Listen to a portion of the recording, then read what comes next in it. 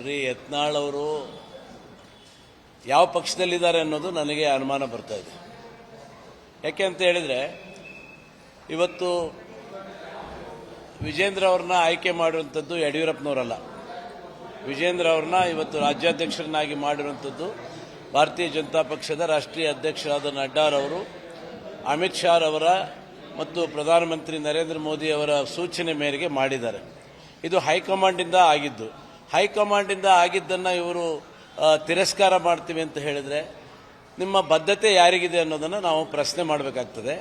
ನೋಡಿ, ಇವತ್ತು ರಾಜಸ್ಥಾನದಲ್ಲಿ ಉದಾಹರಣೆಗೆ ಫಸ್ಟ್ ಟೈಮ್ MLA ಆದವ್ರನ್ನ ಇವತ್ತು ಮುಖ್ಯಮಂತ್ರಿ ಮಾಡಿದಾಗ ಎಂತೆಂಥ ದೊಡ್ಡ ದೊಡ್ಡ seniors, Vasundhara Raje ex minister, chief ministers ಆದಂಥವರು ಕೂಡ ಅದನ್ನು ಒಬೆ ಮಾಡಿ ಅವರು ಸೈಲೆಂಟ್ ಆಗಿದ್ದಾರೆ. ಹಾಗೆ ಅವರು ಕೂಡ ಇವತ್ತು ಪಕ್ಷದ ಹಿತದೃಷ್ಟಿಯಿಂದ ಸೈಲೆಂಟ್ ಆಗಿರೋದು ಒಳ್ಳೆಯದು. ಪಕ್ಷ ಯಾರನ್ನ ನಮಗೆ ಇವತ್ತು ಅಧ್ಯಕ್ಷರು ಮಾಡಿದೆ, ಅವರ ಅಧ್ಯಕ್ಷರ ಒಂದು ನೇತೃತ್ವದಲ್ಲಿ ನಾವು ಮುಂದೆ ಹೋಗೋದು ಬಹಳ ಸೂಕ್ತ ಅಂತೇಳಿ ನಾನು ಹೇಳಲಿಕ್ಕೆ ಬಯಸ್ತೇನೆ. ಅನುಕ್ಷಣದ ಸುದ್ದಿಗಳಿಗಾಗಿ ವಿಸ್ತಾರ ನ್ಯೂಸ್ ಯೂಟ್ಯೂಬ್ ಚಾನೆಲ್ ಸಬ್ಸ್ಕ್ರೈಬ್ ಮಾಡಿ.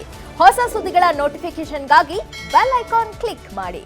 ಲೇಟೆಸ್ಟ್ ಅಪ್ಡೇಟ್ಸ್ಗಾಗಿ www.vistaranews.com ವೆಬ್ಸೈಟ್ಗೆ ವಿಸಿಟ್ ಮಾಡಿ. ಅಂಗೈಯಲ್ಲೇ ಜಗತ್ತಿನ ಸುದ್ದಿ ತಿಳಿಯಲು ವಿಸ್ತಾರ ನ್ಯೂಸ್ ಕನ್ನಡ ಆಪ್ ಡೌನ್ಲೋಡ್ ಮಾಡಿ.